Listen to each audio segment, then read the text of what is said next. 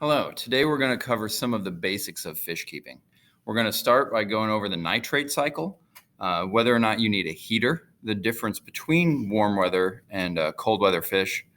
Then we're going to talk about compatibility between different kinds of fish so that you don't have any kind of violence issues. Then we're going to talk about choices of substrate, what might be best for the bottom of your tank. Then we're going to talk about actually the process of buying the fish. Then when you have the fish, getting them from the store, making sure they're netted appropriately, acclimating them to your tank when you get there. And then finally, the maintenance you need to do on your tank routinely. Lots of people just start with a fish bowl and they just leave their fair fish in there. They live a year and they think they did a good job. But most fish can live much longer. So the tips in this video are going to help you ensure that your fish have the adequate care they need to live a full lifespan. The first decision you have to make is what size aquarium are you going to get? It all really depends on what fish you want, but you need to cycle your aquarium before you buy any fish. So here are some tips to help you get there. First of all, you might have heard the old inch per gallon rule, that if you have 1 inch of fish, it needs 1 gallon of water to live in. And that's just not true. Fish need to have enough space to behave normally when they reach their full size. Some people will buy a smaller tank and upgrade as they go, but it's best to just already have a tank on hand that fish can live its entire lifespan in. You may have heard that fish will keep growing until they reach the size of the tank and then that they're healthy from there on, and that's also not true. What happens is their organs keep growing and they end up dying prematurely. So it's very important that you get the correct size aquarium from the beginning. A larger aquarium is going to have more water volume to dilute nitrates and other chemicals, and it gives you a lot more options for fish because it's bigger. The bad side of a large aquarium is it might make more noise or it might require more maintenance depending on the filtration system you choose. It also takes up more space. A smaller aquarium, and some of this will seem redundant, but it's easier to place in your house or your apartment. Also, your water changes are going to be much faster because there's a lower total volume of water. On the downside, though, you have many less options for fish, and because there's less water volume, those bad chemicals that build up over time are going to build up a lot easier, and you're going to have to do potentially more water changes. A good beginner size for most people is a 20-gallon tank. It allows many small fish, and it's only about 2.5 feet long. The most important thing to understand when keeping fish is the nitrogen cycle. The nitrogen cycle happens anytime you have an animal producing waste. In a fish tank, this means ammonia is excreted from the fish after they eat the fish food. Ideally, you have a healthy buildup of beneficial bacteria that then convert this ammonia into nitrite. After that, a different kind of bacteria convert this nitrite into nitrate. Nitrate is much less harmful to your fish than ammonia and builds up in the water over time. If you have a lot of plants, they can help reduce these nitrates. But ultimately, the best way to reduce nitrates in the aquarium is to do water changes.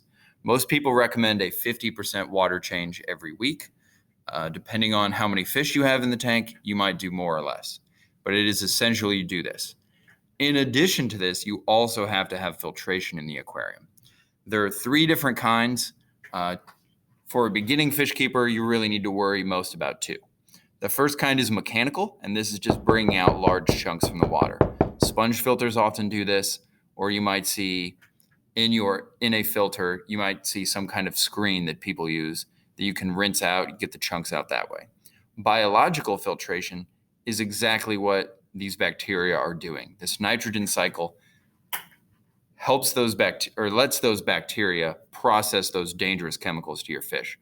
So many people use ceramic media or other kinds of objects that beneficial bacteria are encouraged to grow on so this nitrogen cycle can happen. And this is essential that you've started this nitrogen cycle before you even get fish.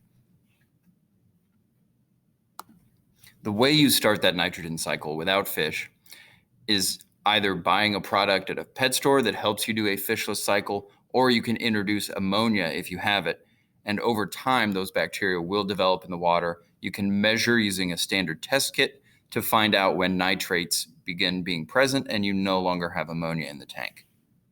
The next thing to determine is if you're going to need a heater for your fish tank. Most fish that you're going to buy that are tropical fish are going to need to be kept between 76 and 84 degrees, which with many being in between the 78 to 82 range. Any fish in that range needs to be kept at that range. So if your house is that warm, you're not going to need a heater. If your house is much colder than that, most people keep their room temperature around 70 degrees Fahrenheit, maybe a little warmer, a little colder, then you're going to need a heater to bring your fish up to that. In the next video, we're going to talk about what fish are cold water fish, what fish are warm water fish, which fish can tolerate a much larger range of temperatures, and which fish really don't do well in those situations. But the basic rule is, unless you're buying goldfish, you're going to need a heater. When choosing cold water or warm water pets, your decision really is all around if you have a heater or not. The most common fish people choose if they're not going to have a heater is a goldfish. There are lots of varieties. They're very popular. It is still important you have a filter, you do water changes, everything else. The only difference is they don't need a heater. They can thrive at room temperature. They tolerate a huge range of those temperatures. Other fish you could consider if you don't want to have a heater. The white cloud minnow is very popular. Most people like the look of it. They're fairly small, easy to keep.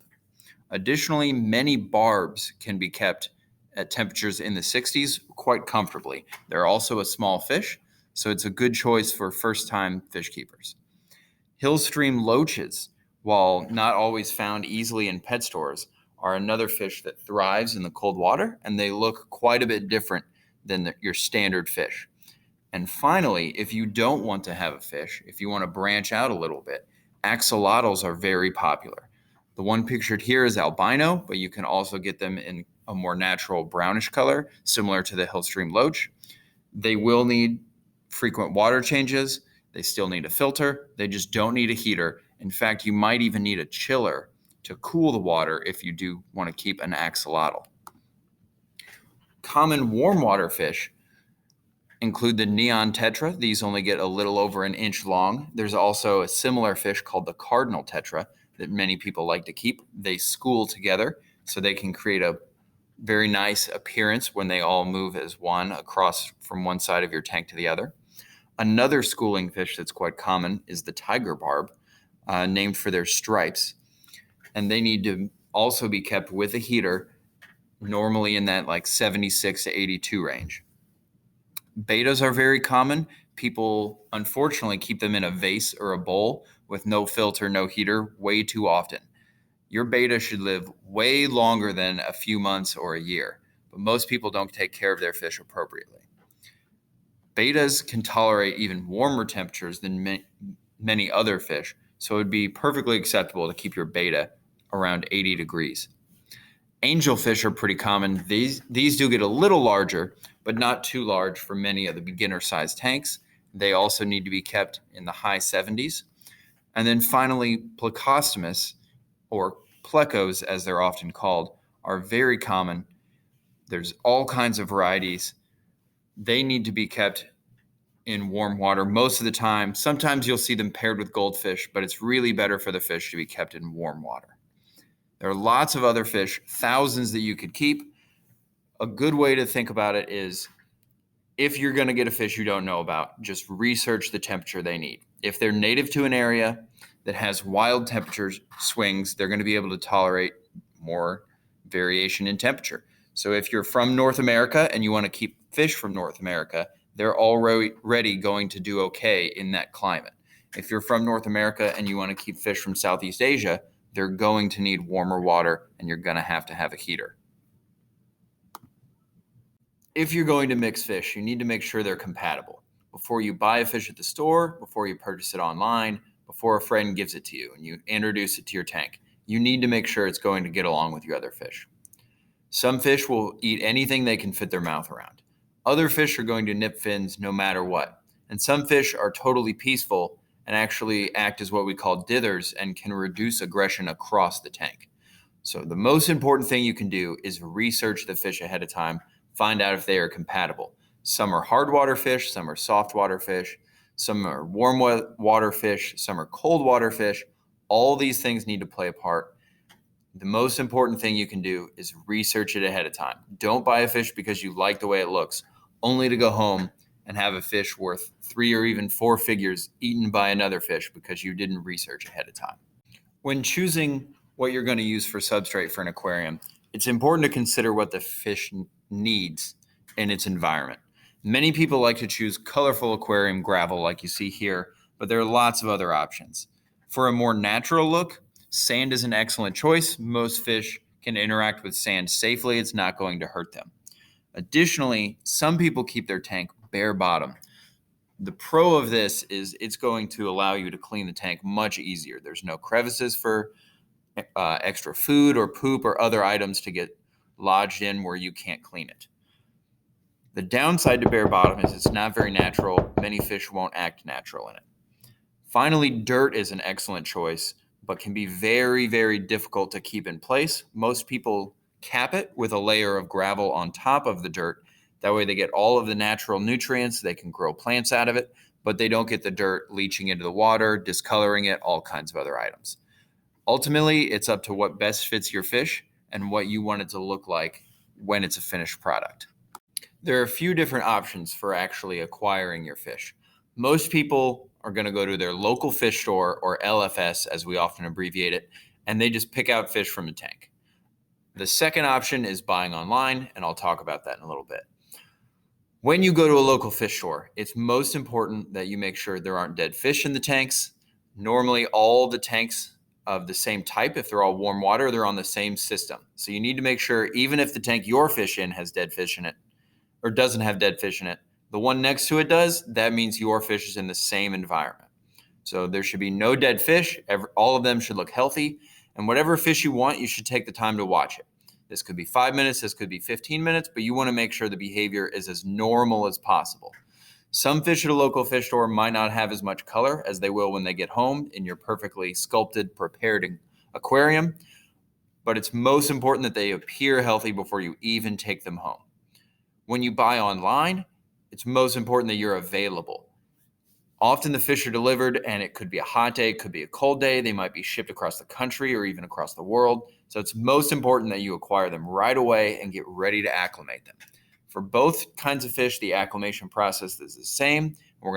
Throughout these segments, we've gone over the basics of setting up your first fish tank and kind of preparing for what you need to do. The most important thing you can ever do is just continually research. If you have any questions, if you're not sure, don't just rely on old wisdom or what a friend tells you. Look it up online. Secondly, never forget to continually do your maintenance. The fish are going to continue to poop in the water. You're going to continue to generate more nitrates, and you're going to have to clear those nitrates out. There could be hard mineral deposits, all kinds of things. Never forget your maintenance and enjoy your fish.